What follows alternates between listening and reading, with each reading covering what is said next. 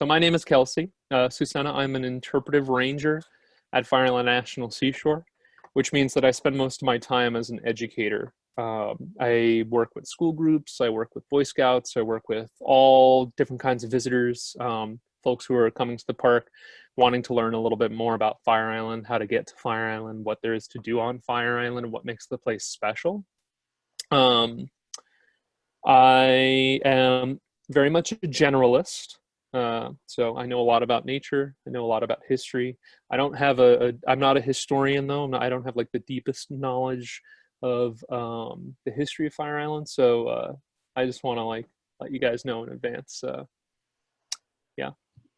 So real quick, before we get started, I want to start with a little bit of a disclaimer. It's really important for me to point out that many of the stories that I'm going to be telling you tonight, though many of them are rooted very much in historical accounts of real events, things that actually did happen on Fire Island for sure, these stories vary a whole lot from place to place. So there are different versions of these stories. Many of the legends that we're going to be discussing tonight have been passed down from person to person. Many of them were told to me by older park rangers. And so, you know, you got to take each one with a grain of salt. There may be fabrications or exaggerations. These are very much legends of Fire Island. But Fire Island does have a really deep history. I think what's really interesting about these stories is that even though they're not necessarily all 100% true, they do tell us a lot about Fire Island, about its history, the history of the people who live here, the history of the wider world that Fire Island is situated within. And these are, yeah, so these are all stories that I've read and I've sort of gathered for this program, and they're all very like mysterious, like the ocean itself. Though they aren't completely true, none of what I'm going to tell you today is completely made up either. There are books and records and you know, oral histories behind all of these stories. So I want to start by talking about Fire Island itself. This is a great little Google image of Fire Island. You can see on the far left-hand side where Fire Island Inlet is, and if you look towards the far right-hand side, you can see Mauritius Inlet. Fire Island is a 32-mile long barrier beach. It is interrupted today by a breach that occurred during Hurricane Sandy. Many of you might be familiar with the breach. It's a dynamic and really interesting feature. So before 2012, Fire Island was 32 miles long. You could walk from one end to the other. Today, you can only walk from one end to the other as far as the breach. So the breach does make things a little bit difficult. So that's just, I like to mention that because Fire Island as a barrier island is a really dynamic place. It's constantly changing. Every single day I go out there, it's a little bit different.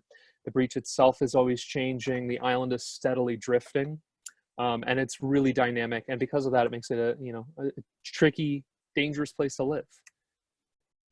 Fire Island formed sometime after the end of the last ice age. It's relatively young on the geological scale.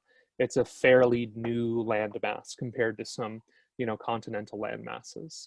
It's believed to have formed after the end of the last ice age around 11,000 years ago. When glaciers receded, when they started to melt, they melted and left behind stone and sand, what would become Long Island. And over long periods of time, you have something called littoral drift, which is the natural movement of sand from east to west. As the sand moves from east to west, it sort of erodes off of the southern shore of Long Island and drifts down across what is now the Great South Bay in this long line that becomes Fire Island. At different points in Fire Island's history, different parts of Fire Island have actually been connected to Long Island or disconnected to Long Island. That breach at Old Inlet actually is called Old Inlet because there used to be an inlet there back in the 1800s. Ships used to come in through that inlet. In fact, there was a small battle during the Revolutionary War that happened right off of what is today the Tri-Hamlet area, what is today like Massac Shirley, over by the Manor of St. George. Ships actually passed through that inlet during that battle. So yeah, so this island is always moving. It's constantly drifting. It's moving from east to west in general. And during storms like Hurricane Sandy, when you have a break in the dunes where the ocean washes over the island, they actually pull sand from the southern beaches up towards the northern beaches. So not only is Fire Island slowly moving west, it's also moving north. So it's a very dynamic place, and it's always changing. Because of this, you know, it's really difficult to live on Fire Island. It makes Fire Island a really tricky place to exist on, to exist around. Yeah. So the first people to live on Long Island probably visited Fire Island. We don't have any records of permanent settlements on the part of Native Americans, but we do know for sure that they visited Fire Island. They would have been coming here, not making permanent settlements, but looking for seals, whales, shellfish, and more. This is a photograph of wampum, which is derived from quahog or hardshell clams that are very common on Fire Island. They would have been gathered, broken down, and made into beads, which were used to make beautiful pieces of jewelry, which were themselves used as a kind of a currency, a way to trade for goods and services, right? And so the first people could have been here as early as around 10,000, maybe 11,000 years ago after the end of the last ice age. But again, Fire Island didn't form until after that point. The first European colonizers to start settling in the New York area would have been the Dutch. You know, they set up a large, relatively large colony up the Hudson River as early as 1624. They later, 2 years later, in 1626, they established the colony of New Amsterdam, which today is Manhattan and New York City, right? So a few years went by, and eventually the Dutch took control of the area, and they renamed it from New Amsterdam to New York, which is why some of the earliest maps we have of Fire Island and Long Island are like this. This one's from 1687. It's in Dutch. Not the most accurate map, right? Something we can all kind of recognize some familiar landmarks, but it does look kind of strange. And I like to point out on this map, if you look on the bottom of Long Island, kind of wedged there in the middle is maybe a depiction of Fire Island. It's not clearly Fire Island. It could be any one of the barrier beaches, but you can kind of see more or less where Fire Island appears on that map. So that's going to lead us into the first of a few legends on Fire Island that I want to talk about today. And that's the classic question, how did Fire Island get its name? There are a bunch of different stories. You've probably heard a few of the stories. If you ever talk to anybody, they'll tell you all sorts of different things. Oftentimes we hear that Fire Island is called Fire Island because it's covered in poison ivy. Poison ivy makes your skin feel like it's burning, right? It also, you know, turns bright red this time of year in the fall, kind of makes the island from the ocean look like it's on fire. So that's kind of the simplest explanation as to how Fire Island got its name. It's not really the most likely explanation. You also hear things like the garnet sand. If you guys have ever visited Fire Island, especially in the winter after a good storm, oftentimes the white quartz sand gets swept away by those storms. They're very powerful. And what gets left behind is the red, pink, black garnet sand. Those are all, you know, evidence of glacial deposition. So when the glaciers melted a long time ago, they dropped behind the sand that would form Fire Island. And some of the sand included that red garnet. Garnet is actually very common up in the mountains. It's one of New York State gems. So the idea there is that the island kind of looks like it's on fire. It turns pink, red in the winters. If you walk on it in the summers, your feet feel like they're on fire. But that's also not necessarily the most accurate story. The most likely explanation for how Fire Island got its name is that it actually emerges from that period of translation where we're moving from Dutch maps to English maps, right? So I want you guys to take a look at this image I have here. It's kind of hard because I can't necessarily point to anything on here, or I don't know how to do that. But if you look, so I said Fire Island's been drifting for a long time. If you look sort of towards the right-hand side of the illustration, you can see rows and rows of homes. Not far from the last row of home, coming left, closer to the center of the image, is the Fire Island Lighthouse. When that lighthouse was first built in 1858, that was the end of Fire Island. Everything to the left of that lighthouse has drifted there since the beginning, since it was built, which is kind of remarkable. So there's this natural movement of sand from east to west that I mentioned. So you imagine a different position for what is today the Fire Island Inlet. Now, if you can imagine that Fire Island Inlet and you look north, you can count 5 islands around it between what is today Jones Beach Island and Fire Island. You can see Captree Island, you can see Sexton Island, you can see Fire Island East and Fire Island West, and a small island. I'm actually not sure what the name of that 5th island is. So back in the day, when the Dutch were first mapping this area, they would have passed through that inlet and they would have seen those 5 islands surrounding that inlet. Apparently the Dutch word for 5, well, for 4 is actually very similar to the English word fire. And also if you spell out 5, it's very easy to make a typo and misread it as fire. So the idea there is that when the English were coming here and they were mapping or reading Dutch maps and remapping everything, they might have seen that and they might have misrecognized the word from 5 Islands Inlet, representing those 5 islands right there. And they might have called it Fire Island Inlet. And that's the most likely explanation as to how Fire Island got its name. Now, throughout its colonial history, New York was a central economic hub for Europeans in North America, folks who were coming in from the Atlantic. There were ships traveling across the Atlantic all the time, bringing goods and passengers back and forth with them. And they had to contend with hazardous conditions off of the shores of Long Island. One of the funny things about Long Island's South Shore is that it's very sandy. So it doesn't have the dramatic boulders and rocks that you think of when you think of dangerous shores off of like the coast of Ireland or even off of the North Shore of Long Island where there are bigger rocks, right? It's a very sandy bottom on the South Shore of Long Island. Even though the rocks are not there, there is still a lot of risks. Actually, in a way, it gets harder to navigate a sandy bottom sort of southern shore. That's because if you're a ship coming across the Atlantic Ocean, and if you're approaching New York Harbor at the wrong angle, you risk getting a little bit too close to Fire Island. And when you get too close to Fire Island, you risk running aground.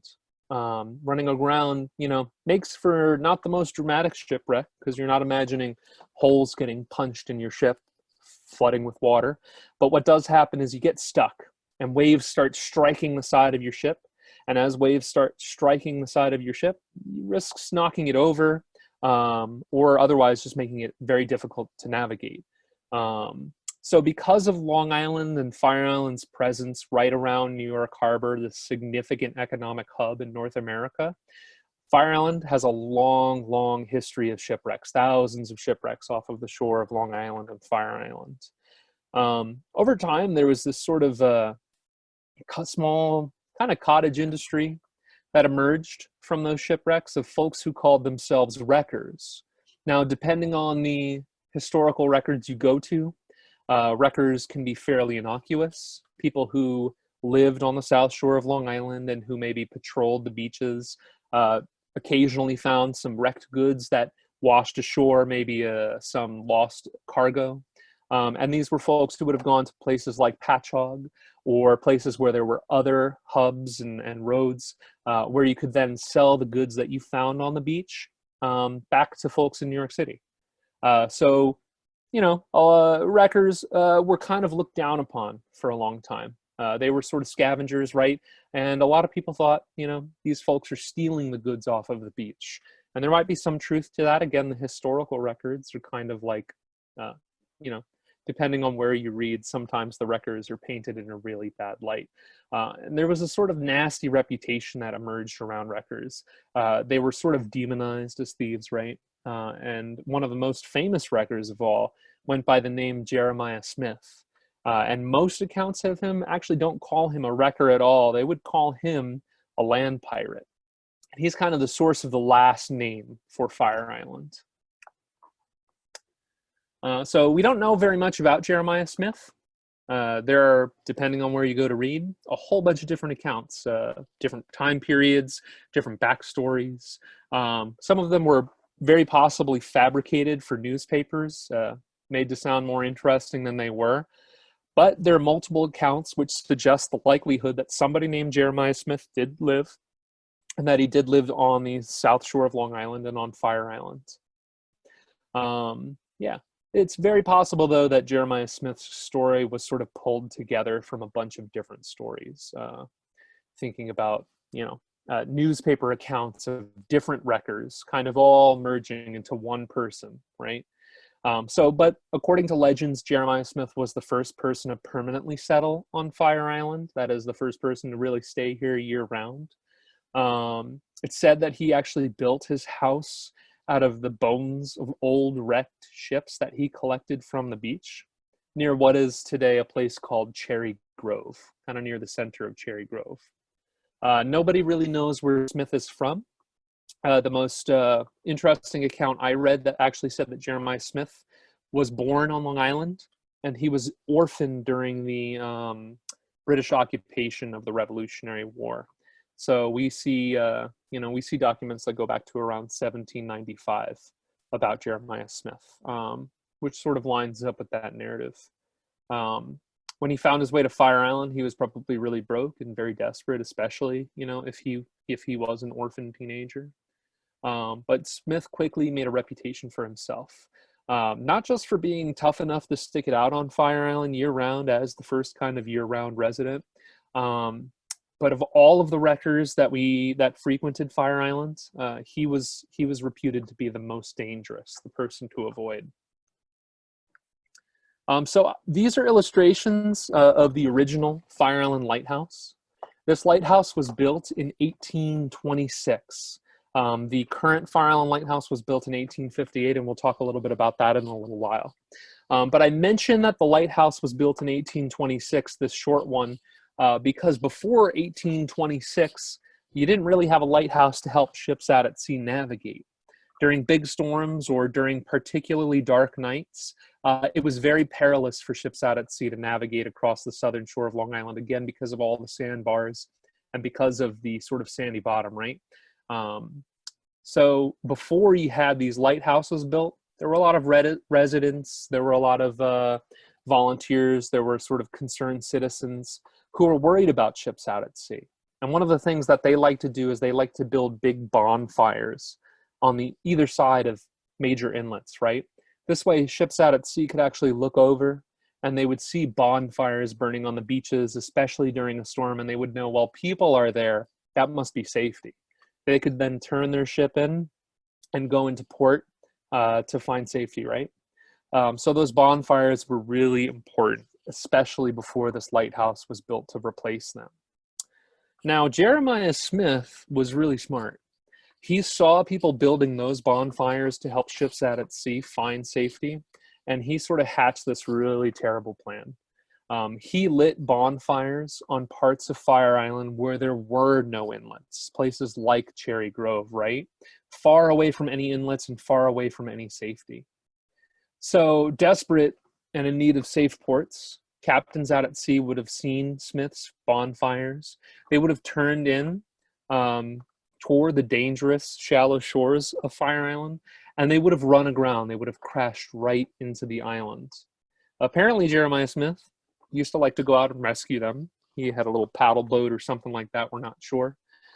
He would rescue folks from their ship, and he was very hospitable. He would take them in. He would help them back to shore. He would take them into his sort of ramshackle beach house, right? And he would offer them dinner, and at the end of dinner, he'd give them tea. But he always made sure that that tea was laced with a little bit of poison, right?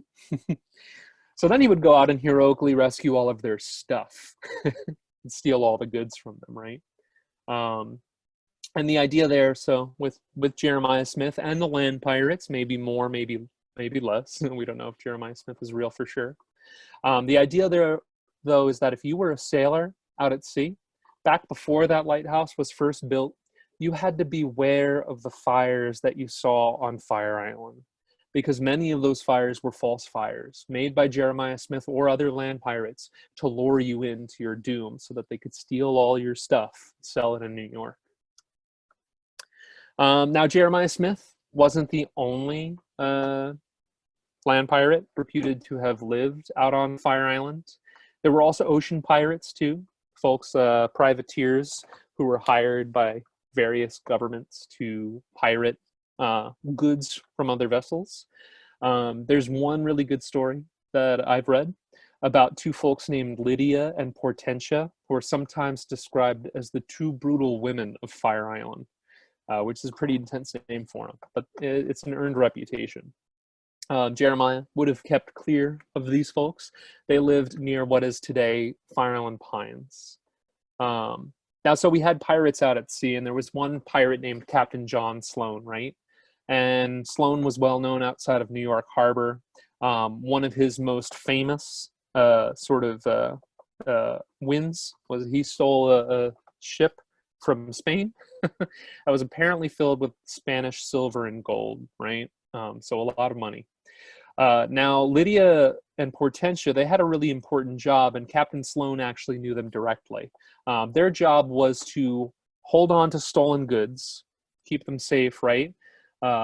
While they prepared to sell them in places like New York and Patchogue and other harbors, right? So back in the day, Captain Sloan would have gotten this money ship. He would have known to go find Lydia and Portentia because they were the people to go to if you wanted to hold on to goods for a little while before you could sell them. But as Captain Sloan came back to Fire Island with his ship full of Spanish silver, his ship ran aground. They hit a sandbar and started to get tossed over the surf. He didn't care very much because he had stolen the ship. It was not something he needed to keep. It was the money on the ship, and that's actually the name of this particular legend. It's called the money ship, right? It was the money on the money ship that he wanted to save. So as they got tossed into the surf, conditions worsened, and he started to panic. He launched a few boats. He ordered all of his sailors, all of his men, to fill all of their pockets with as much gold and silver as they possibly could. He wanted to save as much of that money as possible, get it off that ship. They loaded up into large sort of rowboats, right? And they started to head towards the shore where Lydia and Portentia, the two brutal women, were waiting for them. But quickly they found themselves in over their heads as the surf kind of tossed them around, tossed them up and out of their boats, actually tipped them over. So they were sort of locked in the surf, sort of drowning, sort of sinking. A few of them were able to swim towards the shore, but many of them actually ended up apparently sinking because they had so much gold and silver in their pockets, it was weighing them down. So they sunk right into the surf. So many of them drowned, and but Captain Sloan and a few of the men actually managed to make it to shore, where they found Lydia and Portentia waiting. The women who were there to witness the whole scene, they recognized it not as a tragedy, but as a valuable business opportunity. They met with those who managed to actually make it to safety on the beach and murdered them. So that's where that story comes from. They actually stole all of their gold and moved back to Long Island, where they lived the rest of their lives fairly lavishly off of the stolen treasure of pirate John Sloan. Now, for a long time, according to this story, you could actually find Spanish silver dollars washing up on Fire Island's shore. I've read that the last one that was discovered was found in 1955. 1955, which is fairly recent. So next time you guys are out on Fire Island, make sure you keep your eyes open. Of course, as a park ranger, it's my job to point out that any gold that you find on the beach is going to be archaeological in nature, and you're going to have to let our scientists know you definitely can't take any gold from the beaches, but we would be excited to see it. Now, this one's less of a legend and actually more of an historical fact, right? This woman was, during her time, a very famous author. Her name is Margaret Fuller. Margaret Fuller was a transcendental writer. She was a critic, a literary critic. She was also an early feminist and suffragette. She was very close friends with Ralph Waldo Emerson and Henry David Thoreau, and she actually perished off of the shores on Fire Island. She died in a shipwreck called the Elizabeth, which was returning from Italy. They were in the midst of an Italian revolution when Margaret Fuller went from the United States to Italy to write about it. And her family was actually returning to New York and eventually Massachusetts when the Elizabeth wrecked off of what is today Point of Woods on Fire Island.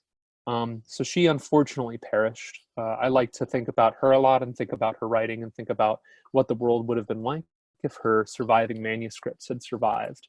There's a nice story about Henry David Thoreau. Actually, he was dispatched by Ralph Waldo Emerson when he was fairly young to Fire Island. He walked from the Fire Island Lighthouse all the way down to Point of Woods looking for her last manuscript, and he was never able to find it, unfortunately. Now, I mention Margaret Fuller, not because it's so much of a spooky story, but it does tell us a lot about the Fire Island Lighthouse itself. She perished in 1850. Years after the first Fire Island Lighthouse was first built. That lighthouse was apparently a little on the short side, not very useful. It didn't have the most efficient lighting system. It was only about 70 feet tall, and its light barely projected out at sea. So it was an inadequate lighthouse. And after Margaret Fuller perished, there was this big national outcry. A lot of people who really respected her and her writing basically demanded, a better lighthouse. And that's where the Fire Island Lighthouse came from. This lighthouse was built 8 years later in 1858. It's 168 feet tall, so over twice the size of the original Fire Island Lighthouse.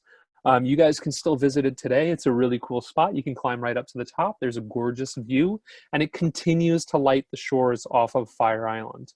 Of course, in its time, it's moved from this really incredible Fresnel lens, which you can still see is right next to the lighthouse today in a museum, to what is more like a fog light, right? And it was decommissioned for several decades before it was recommissioned.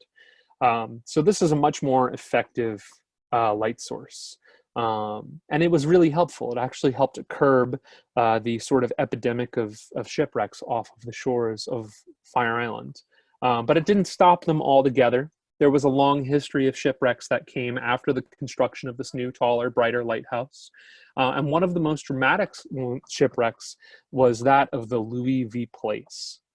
And so the Louis V. Place is kind of the last story that I'm going to tell today, but it sort of splinters into 3 separate stories. So that shipwrecked in February of 1895. That's an image of the Louis V. Place out at sea.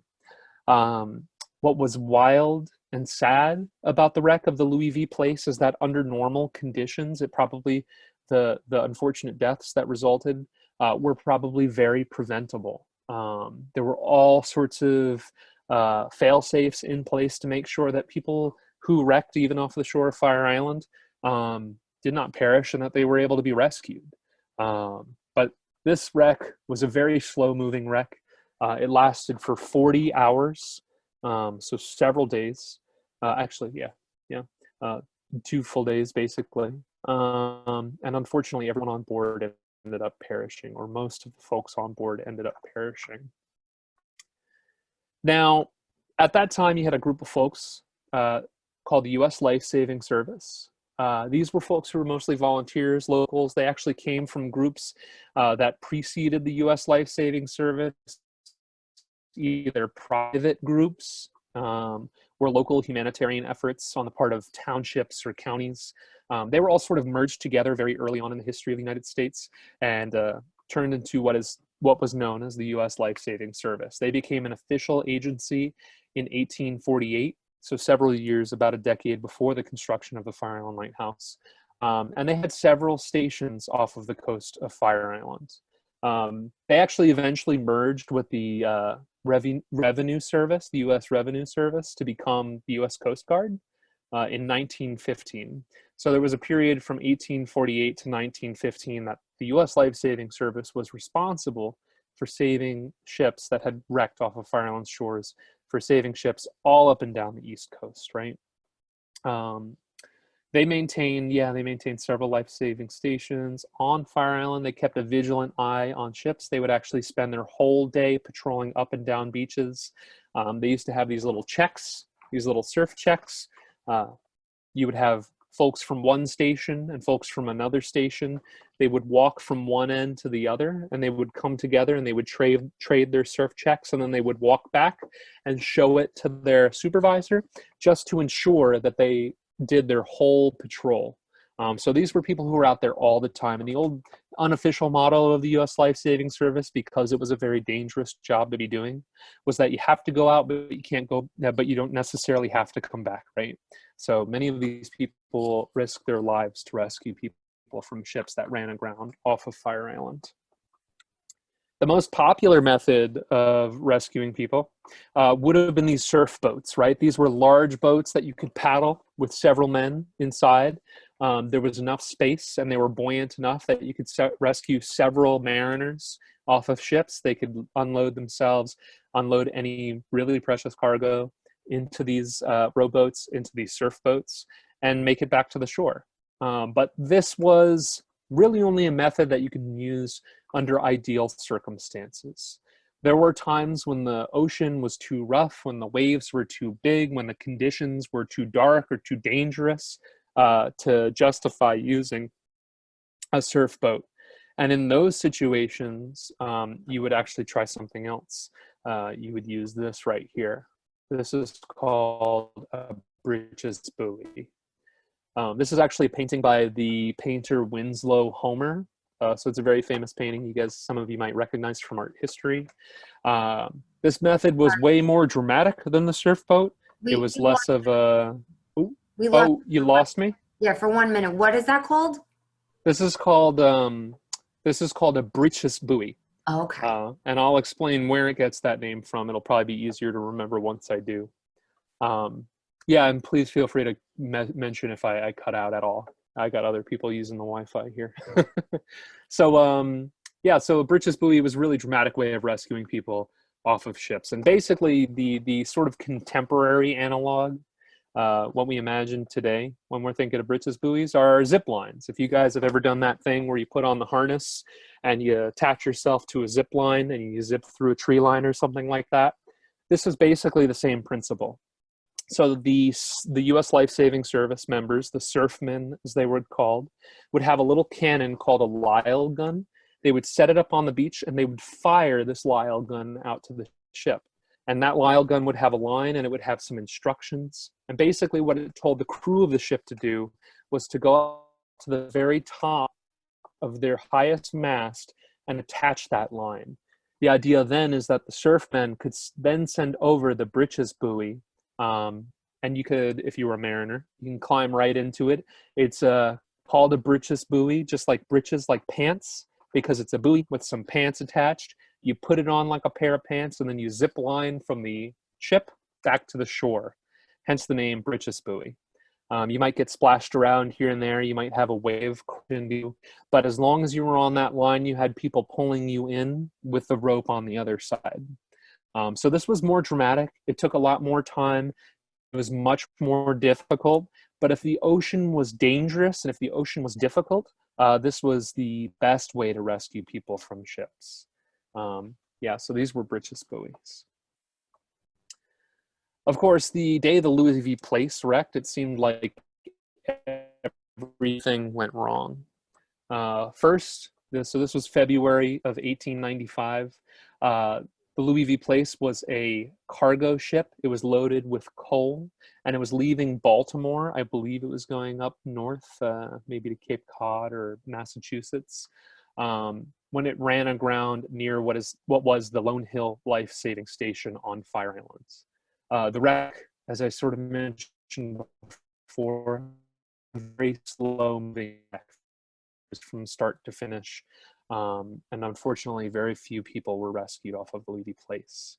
The problem with the Louis V. Place was that it was really cold. And so everything was caked in ice before the rescue even began. People from shore actually described it as a solid block of ice floating right out there in the ocean.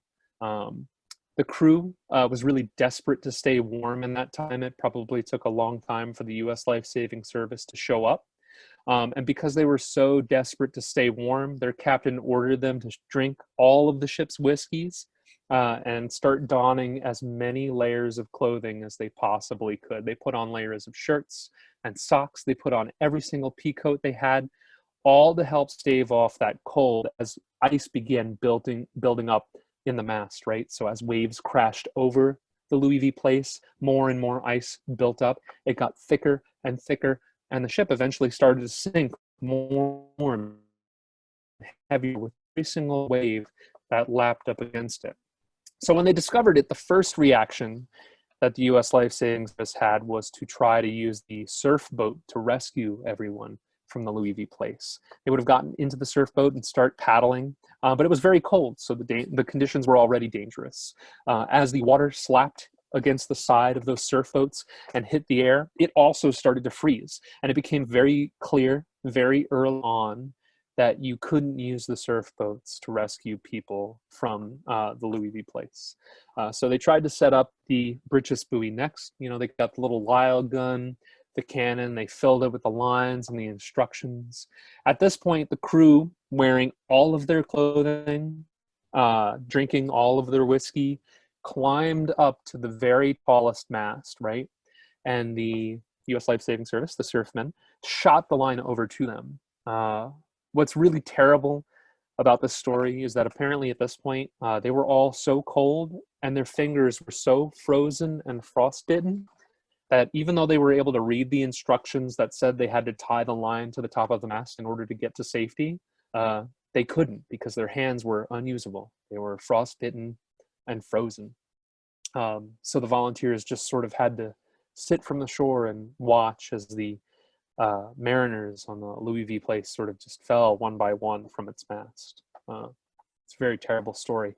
You can actually still see the graves for the folks who perished during the Louis V place in the graveyard in Patchogue. And that actually leads us into the next story. This one's a little bit of a legend. So this is a story that I've been told. It's sort of been told over the years, but it involves the Louis V place and one of the members of its crew. There were 9 passengers on board. 8 would perish, 1 would survive. When their bodies were brought in from the surf, they were, most of them at least, were returned to Patchogue for a proper burial in what is today Lakeview Cemetery. You can go see those markers. All apparently except for one. There was a gentleman on board who was sort of called, in friendly terms, they called him Whistling Sam. And they called him Whistling Sam because at night when it was his turn to patrol, he walked from one end of the Louis V place to the other, whistling the whole time. He had dark skin apparently, and so when the folks who recovered their bodies found him, they assumed that he was from a different place. They assumed that he was not a Christian and didn't deserve what they considered to be a proper Christian burial. So they ended up just burying him in the dune line. Which is kind of sad. When they returned to Patchogue, they were really surprised to learn, based on the ship's manifest, that he was actually a devout Christian and that he needed to have a proper burial. So they went from Patchogue back to Fire Island to look for his body, right where they buried it, and were unable to find it. Not long after the wreck of the Louis V place, he started to have all of these reports on Fire Island and from Fire Island or from ships off of Fire Island of something strange in the water whistling throughout the night. The idea there is that if you were unlucky, you might catch a glimpse of Whistling Sam. If you did, you'd see a man standing over the surf, dressed in layers and layers of pea coats and socks and hats and every single thing to keep him warm, walking from one end of the surf to the other, whistling quietly throughout the night. So that's the story of Whistling Sam.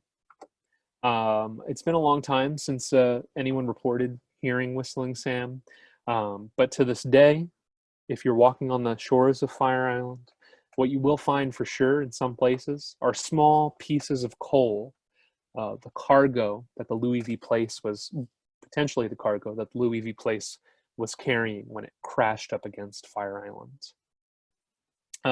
There's one last story relating to the wreck of the Louis V Place. Apparently, and this was in like a lot of national newspapers, it got a lot of media attention. But that wreck was so dramatic that after they buried the mariners in the graveyard at Lakeview Cemetery, there were a series of reports in Patchogue of men, sailors, mariners, walking through the graveyard at night, moaning and shivering as if they were cold, as if they were freezing. And apparently enough people saw this, and it was reported widely enough that it was reported in some of the local newspapers, and there are actually historical accounts of this really famous haunting that happened right there in Patchogue as a result of this shipwreck that happened off of the shore of Fire Island. So we have a few minutes left. I just want to remind you guys, my name is Kelsey. I am a park ranger and interpreter at Fire Island National Seashore. I work for the National Park Service and the U.S. Department of the Interior to preserve and protect Fire Island for future generations. I really hope to see you guys out there, either socially distanced or hopefully, when everything blows over, we'll be able to do programs